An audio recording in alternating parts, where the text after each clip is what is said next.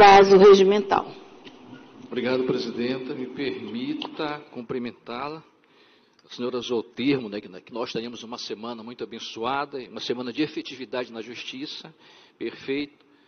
Eu cumprimento, acrescentando só um item, que nós tenhamos também uma semana de paz, que a gente consiga, evidentemente, nessas guerras que estão ocorrendo pelo mundo, ter uma semana também de efetividade, de paz, porque realmente a humanidade corre um grande risco. Cumprimento ao doutor Sérgio, doutora Eva, doutor Leonan, nosso decano, doutor Rômulo Nunes, doutor Zé Roberto, cumprimento ao doutor Pedro Sotero, e, claro, evidentemente, doutora Vânia Silveira, nossa desembargadora relatora. Cumprimento doutor Zedequias, um privilégio vê-lo aqui novamente, excelência. Cumprimento a doutora Nazaré, que dá o suporte aqui, doutor Jário, suporte, todos os serventuários sintam-se cumprimentados. Só do cafezinho, trouxe água para o humilde advogado, cumprimento a Vossa Excelência. Cumprimento os colegas advogados aqui, doutor Felipe, né? Tem o doutor Felipe, dois Filipes queridos, doutor Pina, a família, doutora Ilsana. Cumprimento todo mundo aqui neste tribunal. Excelência, o caso não é um caso simples, eu peço com muita vênia, um pouco de atenção, porque o caso tem a sua complexidade. Falou em homicídio, já tem uma carga de complexidade.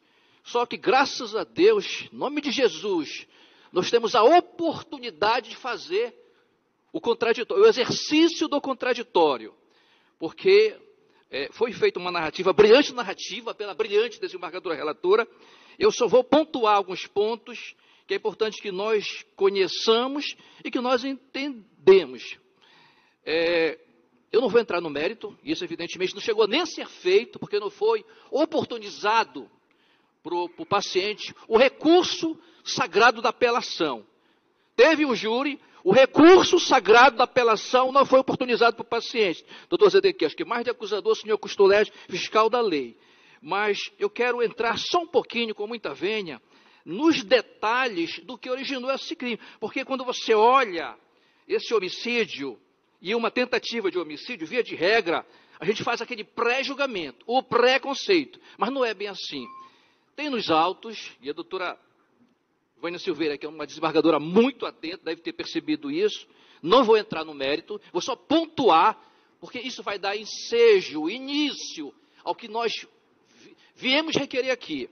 Então, tem nos autos e a testemunha do Ministério Público, doutor Zedequias, tem nos autos a narrativa do amigo da vítima fatal e da vítima que sofreu a tentativa.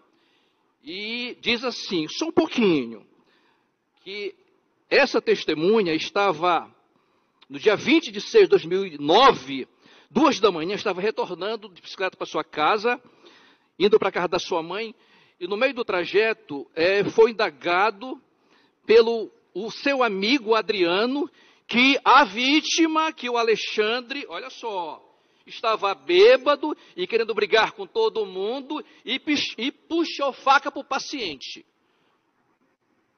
E evidentemente não vai alegar nada de tese, não é habeas corpus, o objeto é outro. Mas é importante trazer para cá que essa oportunidade de legítima defesa que íamos sustentar no recurso de apelação não foi dada ao respectivo paciente, doutor Zedequias.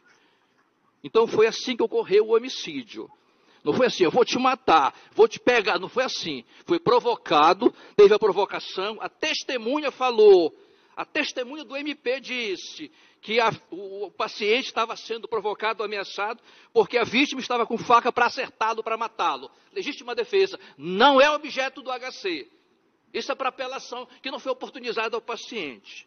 Então, o paciente Alex foi evidentemente colocado em júri pelo homicídio qualificado, por uma tentativa de homicídio. Ele chegou a ficar preso, mas em 2010 ele obteve alvará. Agora atenção para a temporalidade, excelências. Temporalidade, fato 2009, saiu da prisão em 2010 e o júri em estado de liberdade, não foi porque estava doente. No júri 2011, o soberano conselho de sentença determinou a sua respectiva condenação. Ponto. Isso é um ponto. Agora, excelência, e eu peço muita máxima vênia, com muita humildade, doutora Vânia Silveira, no dia do júri, o respectivo presidente do júri, o juiz sentenciante, ele falou sim, ele decretou verbalmente, no dia 1º de dezembro de 2011, a prisão preventiva. Mas uma coisa é você falar da prisão preventiva, está preso. A outra coisa é expedir o documento efetivo da prisão preventiva, o decreto.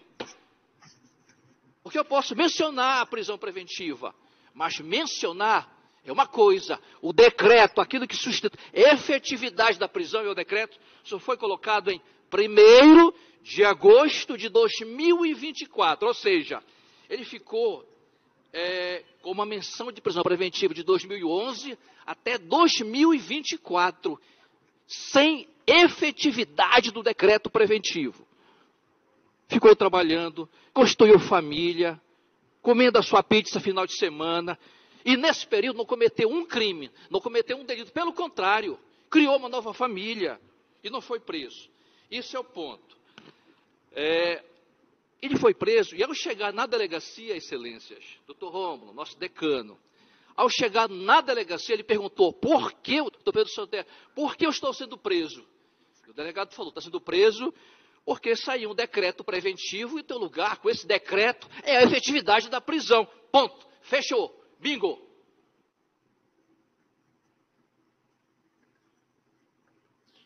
Quem errou? Excelências, aí eu vou buscar o apoio, o aparato teórico, o aparato necessário para dialogar brevemente com a jurisprudência, com o Pacto de São José da Costa Rica, com o CPP no artigo 593 e a nossa Carta Magna no seu inciso, no artigo 5º, no seu inciso 55.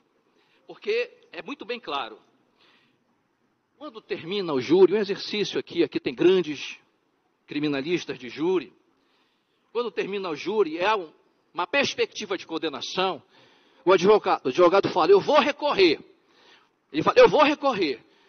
Só que, doutora Eva, o advogado não recorreu. O advogado não recorreu. Tem um prazo para fazer as razões da apelação. A interposição é oral. Vou recorrer. Tem 5 dias para fazer efetivamente o recurso de apelação. Mas não fizeram. O advogado não fez. E aqui, o doutor relator, Sebastião Reis Júnior, na jurisprudência do STJ, no agravo regimental do HC 179 e 776, diz o seguinte, se não aparece, se o advogado não se manifesta, se não há o recurso em tempo hábil, o que é que tem que fazer o magistrado? Não pode ficar calado.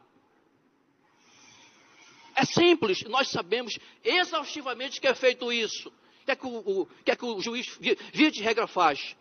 Intima a nobre defensoria pública. O advogado não se manifestou, então, defensoria pública, faça a defesa do respectivo, no caso concreto do apelante, no caso concreto aqui, agora paciente. O juiz errou. Nós não vamos condenar ninguém. O juiz erra, o advogado erra, o médico erra, os presidentes erram, todo mundo erra, mas tem erros e erros.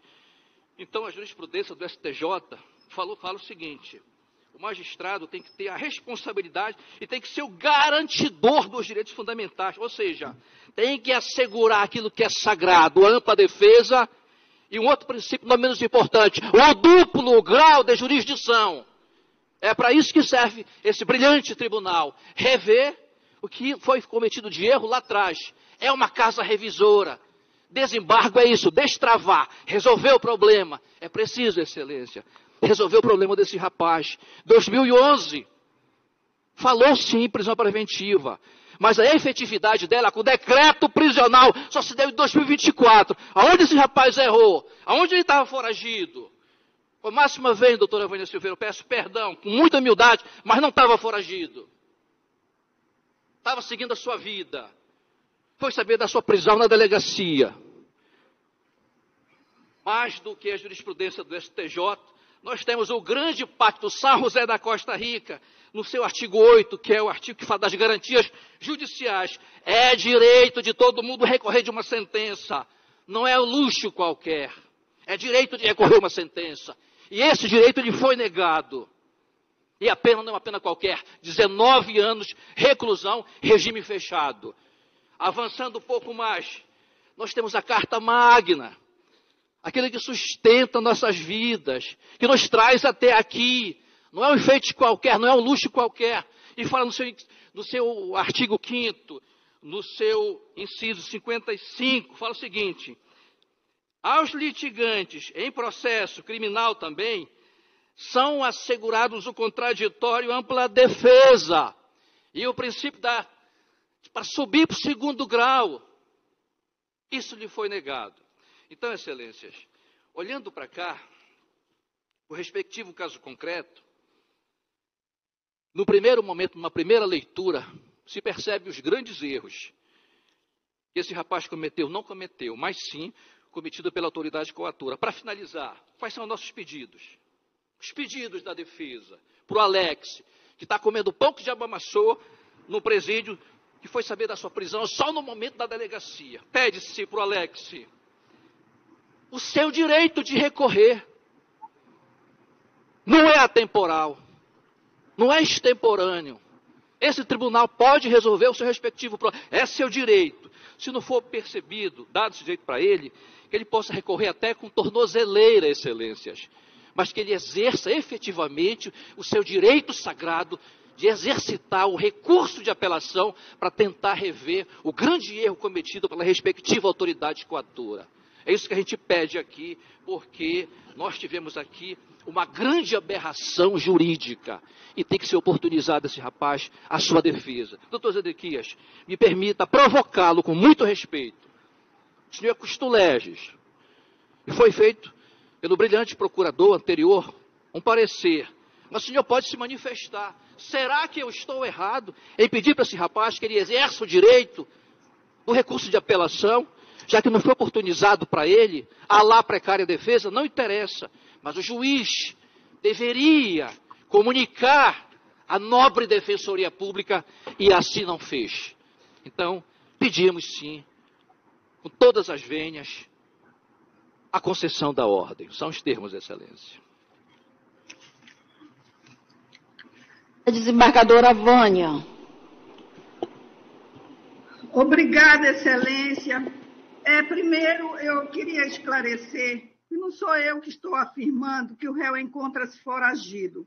Quem afirma isso é o próprio juiz, que diz no seu decreto preventivo, nas suas informações também, que o juiz explicitou que o réu não compareceu em plenário e apresentou comportamento similar em autos de número 00001 3696 2005 814 0056.